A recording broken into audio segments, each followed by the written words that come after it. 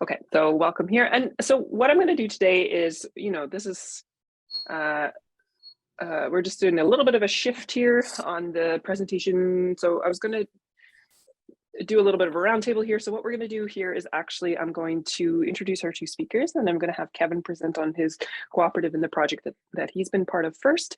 And then I'm going to let people ask some questions if you have Q&A questions specifically for Kevin, and then he has to hop off at 11:40 or so, which is my local time. So that would be 40 minutes after the hour, I guess, is wherever you are. And then, so at some point we'll have Kevin go first, present about his, we'll do a Q&A, and then we'll have Caroline talk about her project and that part that she's worked on with the food business, and then we can have a little bit of Q&A time at the end, a couple of links and that kind of thing, and then we'll sort of go from there. We can have a little discussion potentially. We'll see how it goes. We're freestyling here. This is like, don't worry, this is my comfort zone. I'm happy here. So I'm just going to do a quick introductions before we get going. First of all, well, I want to say thank you to the panelists or presenters too, because this is like an optional thing. So they didn't have to do this, but they said yes. So thank you so much for saying yes to this. Caroline Brindle is the co-chair of Squamish Fresh, which is a member-owned cooperative working to make healthy, affordable food accessible in the community of Squamish. So the cooperative interesting story has actually some more cooperatives than I would have expected maybe, but it started on social media in a group discussion forum when one member of that discussion forum asked how many people would be interested in bulk buying fruits and vegetables to keep costs down. Lots of people were interested, short answer. But the co-op has been operational for a few years and is in a bit of a pivot right now. And so Carolyn's part of that pivot, and she's working on the long-term financial sustainability planning for the cooperative. So in addition to the work that she's done for Squamish Fresh as a volunteer board member, Caroline has years of experience in management consulting and as a project manager, and is also now focusing on her own consulting business, providing program and project management services. Okay, I'm just going to see if I need to do any muting here, but I think, okay, that's good. There we go. And yeah, folks have joined since I've started talking. Please feel free to introduce yourself in the chat and say where you're joining from. And so Kevin will speak first. So Raymond has 10 years experience working with Saskatoon Co-op, including 5 years in a management role. So in 2016, Kevin became the executive director of the Primrose Lake Economic Development Corporation, which also known as PLEDCO.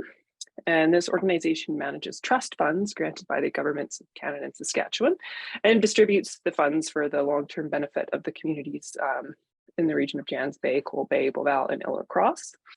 And so Kevin is a founding board member and now president of the board of the Île-à-la-Crosse Cooperative Association Limited. And the cooperative grocery store, which just opened in 2022, is a member of the Arctic Cooperatives Limited network. So what I'm going to do now is I have a couple of questions. We can use those, or Kevin, you can, feel free to just talk about your cooperative. But I just wanted to have you speak first, and I'll shuffle Caroline and I to the side while you speak for a minute, for a little bit of time about the cooperative you're involved in. And then also I wanted you to talk about the region that it serves, the sort of aspects of the community, and maybe a little bit more about why this felt like an important project to take on right now. So please take it away, Kevin, and you have the stage. Thank you, Heather. Thank you, everybody, for showing up today and putting your time in here to talk about co-op. I know I've talked co-op probably every single day since 2019 when we first came up with this idea, but I'm happy to do so. And it's something that has turned into a passion project for myself. So Kevin Raymond, Executive Director of the Primrose Lake Economic Development Corporation. As Heather had mentioned, we have 4 communities we service: Coal Bay, Jans Bay, Île-à-la-Crosse, Beauval, all predominantly Métis communities. I've had 10 years experience with Saskatoon Co-op on the petroleum side, mostly with the management, but I did start, as a gas jockey, working my way up to a clerk, a supervisor, assistant manager, manager, eventually ending my career to move home here to Île-à-la-Crosse, managing the 33rd Street location with a great crew, by the way. So um, I mention that every single time because I miss them. I went from an operation of probably around 25 people to just me and my assistant. So it got really quiet really quick when we made the move, but it was something we definitely were grateful for now. So part of the conversations we've had, way back in 2019, is a co-op possible in our communities? We had identified Île-à-la-Crosse as the prime candidate due to the size of the community being officially around 1,700, but unofficially, we're closer to around 2,200 residents in the community. We didn't really have a dedicated grocery store in the community. We had 2 convenience stores. One of them sold fresh meat. One of them was more geared towards chips and pop and things of that nature with a little bit of offering a couple of doors of some fresh stuff. So, before we opened our doors in June of 2022, we had probably, I'm going to say, about 4,000 square feet of grocery space in the community. After we opened our doors, we're looking at 9,000 square feet now. So quite the difference since we opened. So this was kind of a project that had kind of been tossed around previous to me, coming back home. It was great timing with my experience with Saskatoon Co-op, and all of a sudden being in a position to carry it forward as an economic developer, which we'll get through in a second here. But, I was able to put together a great team, which is now the acting board of 5 guys who really supported me and made sure, everything was done correctly, from, layout of a store to bylaws, which are extremely important. We're having our first AGM here coming up in June. So, excited to get some good information out to members. So little things like that, minutia and stuff, it's really a big deal when you're setting up something like this. So it was really beneficial for me to have that strong team behind me. So why did we need the co-op in Île-à-la-Crosse? So the COVID-19 pandemic, put a spotlight on a lot of issues in our community and our region. One of the main issues that arose was food security. We had in our region during the pandemic, we were actually not allowed to leave our communities just due to the vulnerable population we had in the region and how much more susceptible they were to the serious outcomes with COVID-19. So we were forced to really look at what we had in community, and a lot of us thought, hey, we can do better. Whether it's price, variety, freshness, quality of product, all across the board, we thought we could do better. And naturally, a co-op came up because, a co-op grocery store is always the end goal, or a brick and mortar store is always, something that you're always aspiring to. We managed to achieve it. Eventually, we're going on 1 year here soon. So that was certainly something I'm very proud of, and I put a lot of personal pride into. And it's really nice to walk into our own co-op grocery store every day and get what I need. So, during that pandemic, we had, the Métis Nation of Saskatchewan, our local friendship center, augmenting our members, I guess, food supply with good food boxes and meat packs and things of that nature. And we figured why that shouldn't be the case if we were fully serviced. So another reason for us to dig into this and see if we could make it happen. It's as an economic developer, in the Métis community, one of the big things I struggle with, our community struggle with, is retaining their wealth. We figured, how do we go about doing a better job of keeping the money we make, or the money that our residents make in our communities, as opposed to them driving down to, Saskatoon or Prince Albert or Middle Lake, which are our closest, biggest population sectors. Co-op came up. So we pursued it as an economic development initiative to, keep our money local and start building wealth that way. So it's worked out really well that way. And, it's something that, setting up a business and running a business are two different things. The idea behind it was really great. And, it's something that's a huge success. Running business, is a little bit harder in today's conditions. With inflation and the price of stuff really went up since we opened our doors. But it's actually it's better for our members here in Île-à-Crosse. I'll use an example. A 4 liter of milk was closer to $13 before we opened our doors. It's now closer to $9. So there's savings across the board just because there's more competition, and because we're not looking to maximize our margins, and we're looking to just actually service the community. So it's been great all the way around. I'll mention that I will leave my name and email in the chat if anybody wants to follow up. If we run out of time here, you can just shoot me a quick email when you have any questions on how we set it up, how we're running, funding options and things of that nature. So I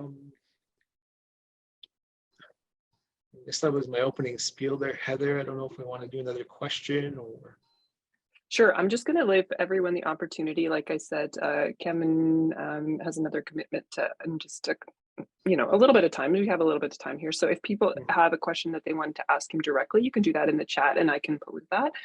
One question that I wanted to ask is to talk a little bit more about the team that was involved in, because I think with this specific co-op initiative, it was the right time. You talked about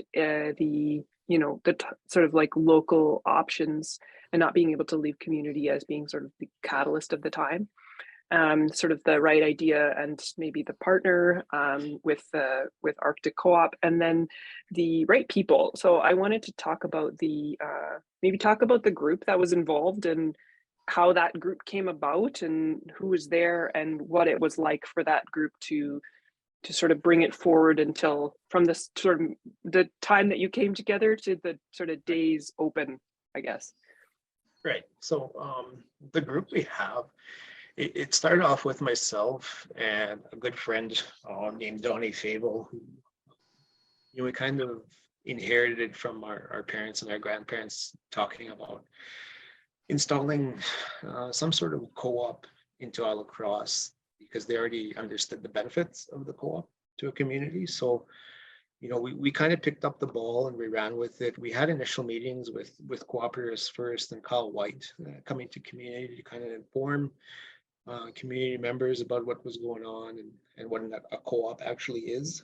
Something that needs constant reinforcing, by the way, whether it's education of members, educations of residents. We still get the odd question, does the municipal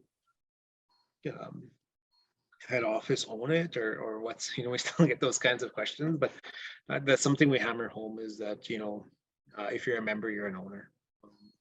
So this group, our oldest member is in his 50s. We have 2 of us in our 30s and 2 of us in our 20s. So a little bit of a younger group, but all of them professionals, all of them, in positions of authority or positions where their experience is greatly appreciated on the board. Something I'm very proud to say is we've done it all volunteer this entire time. Something my wife has told me not to do again. So, we're going to make sure we get paid next time, she said. So, it's definitely been quite a few hours put into it. Last time I had checked, we had, probably around 3,000 emails in and out during the organizational period of this co-op. So it's definitely something, if you're not committed to, or if you don't have that group behind you, then it is really something, you know, that does take a lot to get set up and get going. We signed on with Arctic Co-op. We are their southernmost co-op, the 33rd official member of the Arctic Cooperatives Limited, a family. We chose them because they have quite a bit of experience working with Indigenous communities, as opposed to FCL. Arctic Co-op offers us, you know, things like HR help, financial planning help, logistical help, and things like that. So we just have a whole a buffet of stuff we can choose from that we don't really have to worry about. And they've been a really strong partner since we've opened. So a couple of questions here on, and that I think it's good to ask is a little bit more information on viability. So Rachel's asking about, they've seen a couple of communities that have, you know, done more sort of social supermarkets, and eventually they, you know, they struggle to stay open and, and eventually close. So I think in terms of what sort of work needed to be done in order to establish the you know, size of market, like whether it was going to be profitable, and ultimately Arctic was the one probably making that decision, but there would have to be some proof that or some study work being done to ensure that this was going to be worth the investment, I guess. Yeah, absolutely. We did our due diligence. We had feasibility had been done specifically for this new store to be open with. We took into account, you know, how many people were in Île-à-la-Crosse, how many people were in the region in general. We're seeing a lot of out-of-town customers come in. You know, we have roughly about 350 members so far sign up this year. And I would say about 20% of those are from people outside of community. So we were banking a lot on kind of generating traffic into Île-à-Crosse. So if you look at Île-à-Crosse on a map, it's on a peninsula. So you actually have to turn in to get into Île-à-Crosse, but we have one of the only hospitals in the region. So, and we're more of a social center for, and an event center for the region. So we have those going for us. So we see lots of out of town traffic come in anyways. And then again, you know, we leaned quite heavily on Arctic Co-op to get us across the finish line in terms of the feasibility. We had to, you know, things like equipment quotes and, you know, things of that nature. Arctic really stepped up and was able to help us out on that. In terms of funding, my organization, Primrose Lake Economic Development Corporation, did provide the equity for the loan portion, which was given by the Sask Métis Economic Development Corporation, which is the main funder on this project. So it was really a broad team effort of pulling together quite a few people to get it done. I'm muted. I will say too that that we have a case study that was completed in partnership with the Center for the Study of Cooperatives on this co-op. So I actually am going to just put the link to that in the chat, because I think that also a few people are asking questions that I think are going to be addressed in that case study. And somebody asked about funding as well from I think ISC, Indigenous Services, I'm guessing is what that, not from Information Services Corporation, I'm guessing. So I think a couple of those are going to come out in the case study. Otherwise, we're going to, we can answer those questions later. Perhaps what I'm maybe going to do now is what I would like to do is just shift and have Caroline join us up here and do a little bit of presenting as well about her option, and then or the option, I guess, the what they did to create the fresh food box in Squamish. And I think that the one thing I wanted to, I'm going to pin myself here as I keep talking.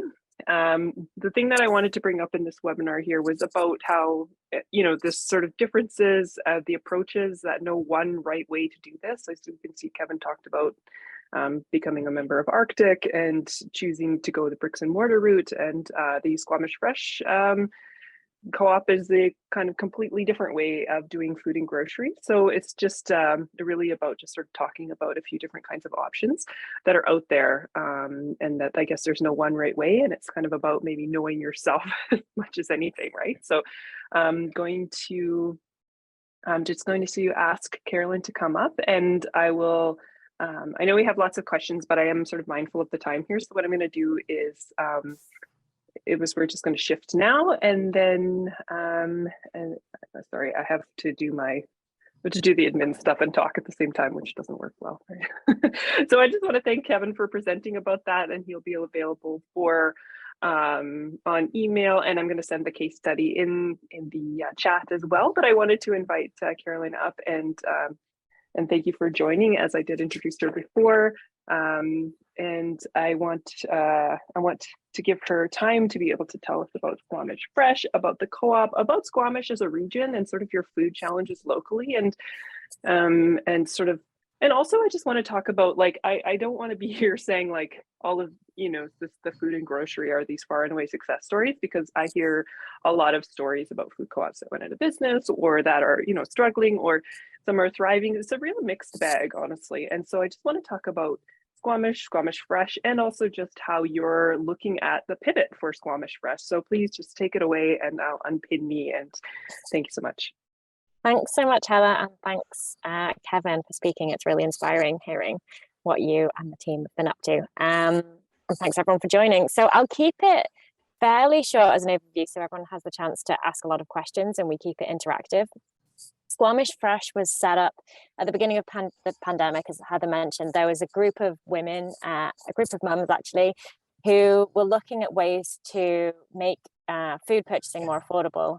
And they came up with this idea of bulk buying food. So we live in Squamish, which is about an hour north of Vancouver, from a Vancouver wholesale distributor. So ordering it once a week, getting the food delivered, packing it up in bags and boxes, and then having local people pick it up directly. So we don't have a space, we don't have any refrigeration, we don't have any trucks or any vehicles. It's all, we have a really great local courier who offered to do the pickup for free. And then it's 100% volunteer run in terms of food ordering, packing up the bags, and being available for our members to pick up the food. And we basically order the food and pass on the wholesale cost savings directly to our members. We did have a few different items as well that were locally sourced, bread and coffee. And that just involved working with local businesses to say, you know, we want to order this many bags of food and this many bags of coffee. And then we pick it up on the morning of, and they could pick it up at the same time as their pickup. And then in terms of how, and I think it's sometimes good to talk about operations, because if people are thinking about doing it, they want to know how it works. So in terms of operations, we run using a Shopify platform, and people can just purchase a bag of grocery in advance. They don't get the choice of what goes in the bag. It's a bag at a really good cost. And that's how the kind of operations side of it works. So I think there's a few questions that have come up in terms of longevity.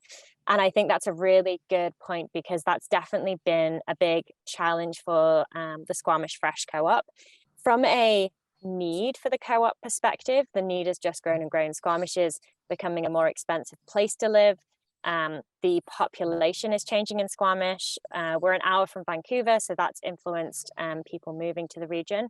But it is somewhere where, you know, we work quite closely with our local food bank or food market, and they have seen an increase in people needing food support. So we know there's a real need and a real benefit for the service. The challenge is running what really is a business using just volunteer capacity. And so what we've learned is we're kind of taking some time to kind of do some kind of legal and accounting setup steps that weren't done previously. And we're going to look to hire someone to run a lot of the operations. For example, you know, we have to make food orders every week because what's in season changes. We have to be available for pickup regularly every single week, and just trying to take a little bit of the stress off board members to do the operations so they can focus on the strategy, I think will make a really big difference in terms of long-term sustainability of the business. I'd say the other piece was around ensuring that board members have the skills and the experience to do. I think actually what was great, our team is so good at the operations side of it, at the people side of it, the communication side of it. The challenge is really the boring legal, finance, accounting, keeping a business running side of it. And that's the bit that we've kind of had to take a little bit of a step back to pause and refocus on to make sure everything's in order so that we can scale and stay sustainable in the long run. Thanks, Caroline. I'm just going to ask, please feel free to, I know Kevin's answering some questions in the chat as well, so thanks for doing that. And he's given his contact information, but I do want to ask Caroline a couple more questions. I want to ask you about, to talk about the options that were available locally in Squamish, sort of or the reason that this sort of emerged, because community dynamics are, you know, I think it's important to understand or to know about in order to talk about sort of like, and then what work was done to validate the market for this kind of thing. I mean, obviously, like having 1,000 people respond to a message on, you know, on social media gives you a good validation that something like this is needed. But there's that part where it's like everyone's like, yeah, we'll do it, we'll support it, we'll buy from it. But then does that actually translate into sales? So I guess that's the question there, is on sort of validating the market, and maybe you're still working on that. So can you talk about that a little bit? Yeah, certainly. And I will say I wasn't involved when we first set up the cooperative, so I'll kind of speak from the best of my knowledge. So, I mean, I think what it really comes down to is there was a community of people that knew each other and had a shared need and a shared understanding. We have big grocery stores in Squamish. There's maybe 3 or 4. So it's not that we don't have the same challenge as Kevin in terms of, you know, square footage or available healthy produce. There's a lot to choose from. So it was really, this was more about, I'd say the first thing was really about community, building a community. Actually, people wanted to get involved because they wanted to feel connected to the local community. And we've seen that through new volunteers as well. It's more than just a place to buy things. It's, I want to feel part of something. I want to support something. And then in terms of the market and whether people are still interested, we've not been operating for a couple of months and we still have people requesting to become members. So and talking to our local food bank or, you know, supporting, they're just getting more and more people using their services. So we're very confident that there's still a need. And it's, you know, in terms of our target audience, we don't keep it narrow. I think everybody can benefit from more affordable grocery items. There's definitely a, you know, making sure that everybody has access to affordable produce, but ultimately if this is successful, it benefits all of the members. And that's something we're definitely going for. So I don't think the team did do a business case, just to make sure I answer your question, in the early days around what is the opportunities, what different, you know, food options are available. I would say though that more than the formal kind of documentation, it's really about being part of a community, working together and understanding and recognizing that there is a need. Sounds good. I'm going to take advantage of just a few more minutes here with all of us here. And like I said, this is going to be on the fly. Okay, good. I've got us all up here now. So I'm going to actually ask a question to all of you. You have talked about this, and I mean, our topic for today and the reason that, you know, I'm here, I guess, is to talk about, you know, this as an option for cooperative. And cooperative, we're talking about both of these cooperatives are consumer owned, so the customers of the business, the owners of the business. So can you talk a little bit about the sort of uniqueness about owning, you know, a kind of community owned or consumer owned grocery store, and whether that's kind of different to other models that people are used to working with, and you know, is that a good thing or is that a challenge to overcome? I don't know, maybe it's kind of both. So Kevin, do you want to talk about that first a little bit? Like I had mentioned before, there's constant education to members and residents of the community on exactly how a co-op is run and who owns it, where the profits go, you know, and how do you get your say and that kind of stuff. So there's definitely, you know, we've had to really, if you see our Facebook, we're always, you know, hammering home support local, you know, support of your co-op is support of your community, your family, your friends, you know, things like higher wages, better benefits, etc. You know, just really hammer home what a cooperative means to us. For us, it's an economic development tool that will help us save money in the long run and keep it in community. And and for me as a member, is this community pride in your co-op.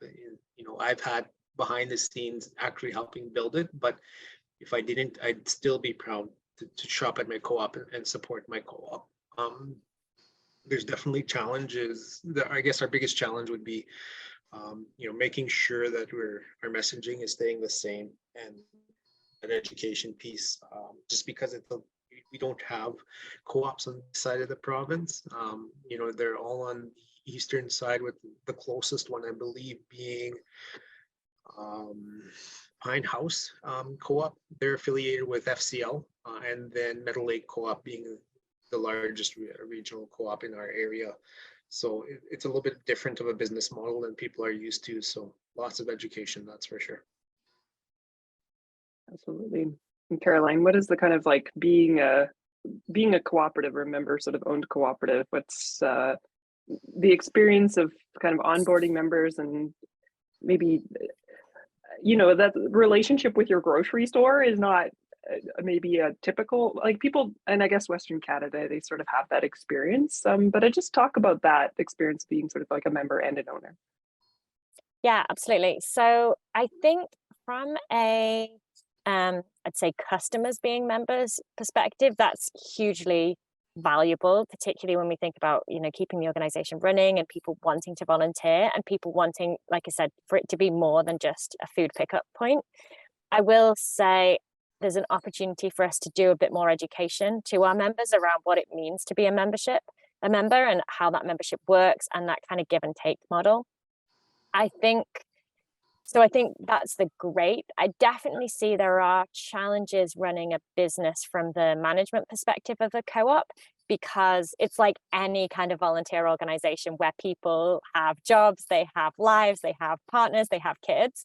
And so, I think we are dependent on, fantastic people like Kevin, for example, putting in that personal time to keep it running. And ultimately, something might happen to someone where they can't necessarily be as available all the time. So I think one of the biggest challenges is to think through is, as you have people stepping up to take leadership roles, how do you make sure that they can do those in a way that's sustainable for their lives? And I think one of the biggest things we found with our boards is that everybody is so passionate and so considerate and so caring that they're not necessarily great at saying, no, that's too much, I can't do that, this is what I can provide, this is what I can't. So I think the complexities of a co-op are more around, how do you manage something as a team, knowing that in this instance, everyone's doing it voluntary. I think that could be very different if it was a more structured in a different way, or more of a for-profit model. Right. And the Île-à-la-Crosse Co-op has the sort of typical sort of management and staff structure as well, right? So you'll have your general manager and your sort of cashiers and stockists and all that kind of thing. So you have the sort of paid position, and then you have some co-ops who operate fully with volunteer. And then there's, and that can have its own unique challenges, like Carolyn is in the middle with Squamish Fresh, and then some have like one, hired staff person or whatnot. I think it's about that, knowing what you are and how that works. But I think you both raised an important thing, which is talking about board succession and long-term planning, like not necessarily being on sort of like that one person. So that's, an interesting thing as for all co-ops to contend with, I guess. So I'm going to see if we have any questions from the chat. And I just wanted to say, before Kevin hops off here, I just wanted to say thanks so much for being here. And, life is, I said, all these responsibilities and things we have to do, and this is part of it. And so I think that is, that it's fantastic that you were able to join for this part. And I wanted to thank you so much for being part of it and for making yourself available afterwards for people if they have questions. I'm going to unpin you from the stage here. And I'm going to ask a question that was directed at Carolyn, but I think that this is sort of an operations question that I think others could be interested in as well. So in the sort of weekly purchase model, does the co-op purchase food with member funds paid in advance? So talk about your like cash flow planning of a small, that's maybe what the question is here. So can you talk a little bit about that? Yeah, well, cash flow, it's amazing because I think two things that generally trouble small businesses are cash flow and marketing. And cash flow hasn't really been an issue for us, partly because when we started, I believe there were a couple of grants that we got, which gave us a good buffer. And then it's we charge a certain amount and we target a certain cost. So we had a bit of coverage. And so we haven't really been in a situation where we're needing the week's sales to fund the purchasing. And we have never had concerns about not, being in the black, as it were. So it's not something we've had to worry about as much. Additionally, people can purchase in advance, so that helps a little bit. But really, I'd say just having that buffer makes quite a lot of difference. And I think the other thing is, because we only purchase what we're going to sell. So basically how our ordering model works is our members place orders by Sunday, end of day, and then we purchase from our producer on Monday. So we don't have to worry as much about buying. We don't have to forecast our stock purchase. We just buy what we're going to sell, which is much more efficient from you don't end up with additional things that you've paid for and making a loss there. Right, and also we have had issues. I was going to say the only other thing we have had issues is our supplier shorting us. So we've told our members that they're going to get, I don't know, a certain cucumbers, especially near Christmas. You have a typical Christmas list, let's say, and we have had issues with our suppliers shorting us, which means they don't give us maybe the really important thing that people are looking for, and that's when we have to get a little bit creative around how we cover those gaps. Right. A couple of sort of pragmatic questions in the chat, which I can certainly answer later, but talking about being a board member of a co-op, is that the same as a not-for-profit organization?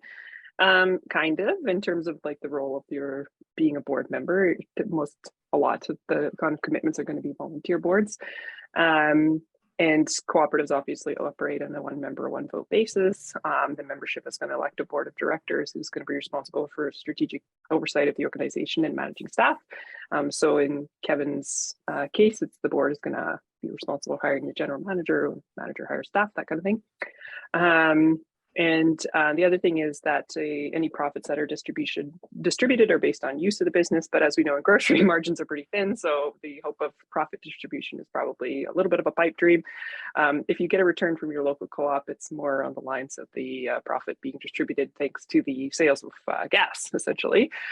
Maybe didn't want to get into that there, but in case anyone's like, that doesn't make sense, that's what's going on there. So, and in terms of creating a cooperative, you can, incorporate as a cooperative business in either on a for-profit basis or a not-for-profit basis.